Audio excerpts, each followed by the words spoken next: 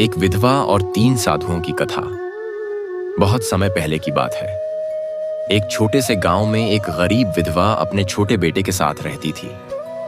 उसका जीवन कठिनाइयों से भरा हुआ था, लेकिन वह हमेशा दयालु और परोपकारी थी। उसका बेटा भी अपनी मां की तरह संस्कारी और दूसरों की मदद करने वाला था। साधुओं का आगमन। एक दिन 3 साधु गांव में आए। वे दिन भर यात्रा करके बहुत थक गए थे और भूख प्यास से व्याकुल थे। उन्होंने गांव में कुछ खाने और आराम के लिए जगह खोजी, लेकिन किसी ने भी उनकी मदद नहीं की। गांव के लोग स्वार्थी थे और किसी बाहरी व्यक्ति की परवाह नहीं करते थे। साधु आखिरकार उस विधवा के घर पहुंचे। उन्होंने दरवाजा खटखटाया। विधवा ने दरवाजा खोला और साधुओं को देखा। वे भूखे और थके हुए लग रहे थे। मां, क्या हम कुछ समय के लिए यहां आराम कर सकते हैं?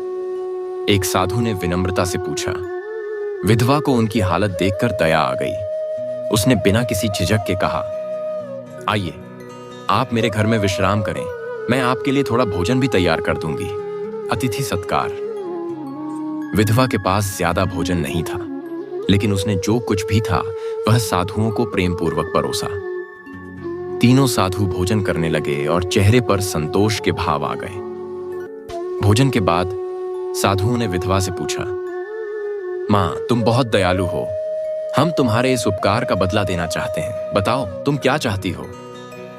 विधवा ने कहा, मुझे कुछ नहीं चाहिए, बस मेरे बेटे का भविष्य अच्छा हो, यही मेरा आशीर्वाद हो। साधुओं ने मुस्कुराते हुए कहा, हम तीनों साधु एक विशेष उद्देश्य से यात्रा करते हैं।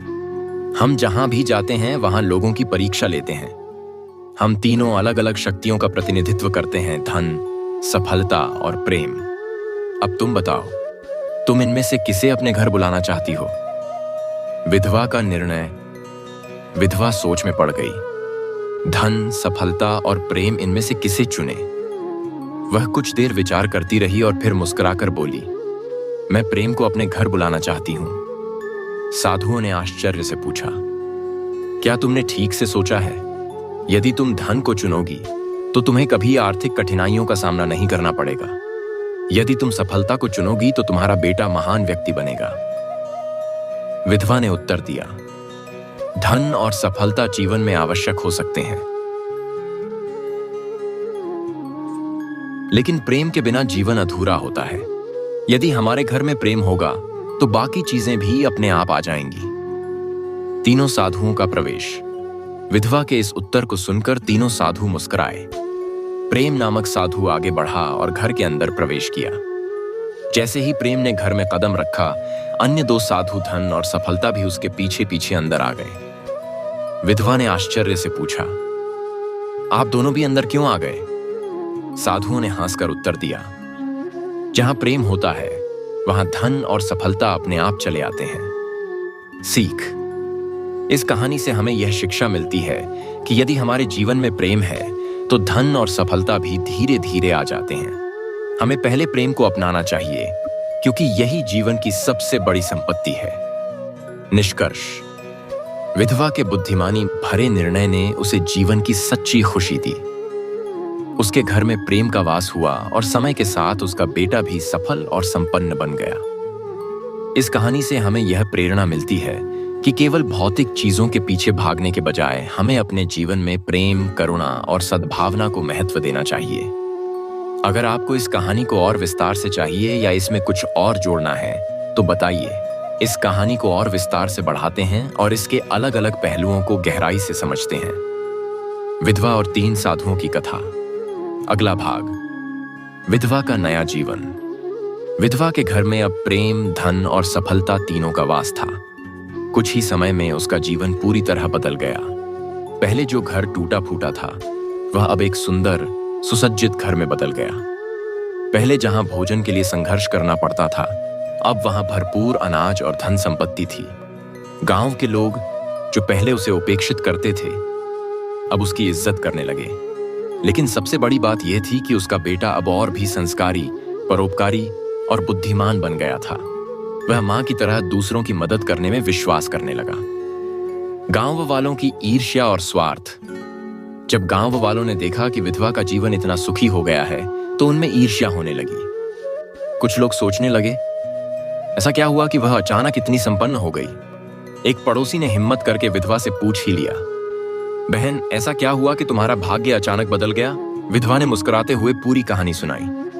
उसने बताया कि कैसे उसने प्रेम को अपने घर में आमंत्रित किया और फिर धन और सफलता भी उसके साथ आ गए। गांव वालों ने जब यह सुना तो उनमें से कुछ ने यही तरीका अपनाने की सोची। गांव के लोभी परिवार की परीक्षा। गांव में एक बहुत ही लालची और स्वार्थी परिवार रहता था। उन्होंने भी 3 साधुओं को खोजकर अपने घर बुलाने का निश्चय किया। एक दिन वे तीनों साधु गांव में फिर से आए। लालची परिवार ने उन्हें अपने घर आमंत्रित किया। साधु जब उनके द्वार पर पहुंचे तो घर के मुखिया ने पूछा, आप में से कौन सा साधु हमारे घर में प्रवेश करेगा। उन्होंने बिना समय गंवाए कहा, हम धन को अपने घर में आमंत्रित करना चाहते हैं। साधु मुस्कुराए। धन नामक साधु घर में प्रवेश कर गया, लेकिन प्रेम और सफलता बाहर ही खड़े रहे। धन का अभिशाप। कुछ ही दिनों में उस परिवार के पास अपार धन संपत्ति आ गई, लेकिन उनके घर में झगड़े, लालच और स्वार्थ भी बढ़ गया। परिवार के सदस्य धन के कारण एक दूसरे से लड़ने लगे। उनके रिश्ते कमजोर पड़ने लगे। धीरे धीरे उन्होंने महसूस किया कि धन तो आ गया, लेकिन उनके घर से शांति और प्रेम चला गया। वे एक दूसरे पर शक करने लगे। रिश्तों में कटुता आ गई। उनका लालच बढ़ता गया और अंततः उनकी संपत्ति भी नष्ट हो गई। सीख और परिणाम। जब वे पूरी तरह से टूट गए तो उन्हें अपनी गलती का एहसास हुआ। वे फिर से साधुओं को खोजने निकले और जब उन्हें ढूंढ लिया तो गिड़गिड़ाकर बोले, हमने गलती कर दी। हम अब प्रेम को अपने घर बुलाना चाहते हैं। साधुओं ने कहा, अब तुम्हें यह सबक सिखाने के लिए हम वापस नहीं आ सकते। तुम्हें प्रेम को अपने भीतर स्वयं विकसित करना होगा। जब तुम अपने परिवार में प्रेम और सम्मान का भाव रखोगे तो धन और सफलता भी लौट आएंगे। इस बार वे परिवार के लोग सच में बदल गए। उन्होंने प्रेम को अपनाया, एक दूसरे के साथ सम्मान से रहने लगे और धीरे धीरे उनका जीवन फिर से समृद्ध होने लगा। अंतिम निष्कर्ष।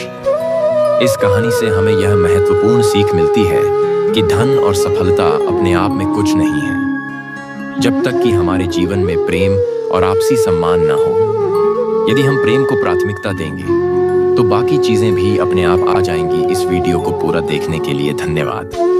इस वीडियो को ज्यादा से ज्यादा शेयर कीजिए और ज्यादा से ज्यादा कमेंट कीजिए, ताकि हम आपके लिए इस तरह की और भी वीडियो लेकर आए और जीवन में मोटिवेट करें।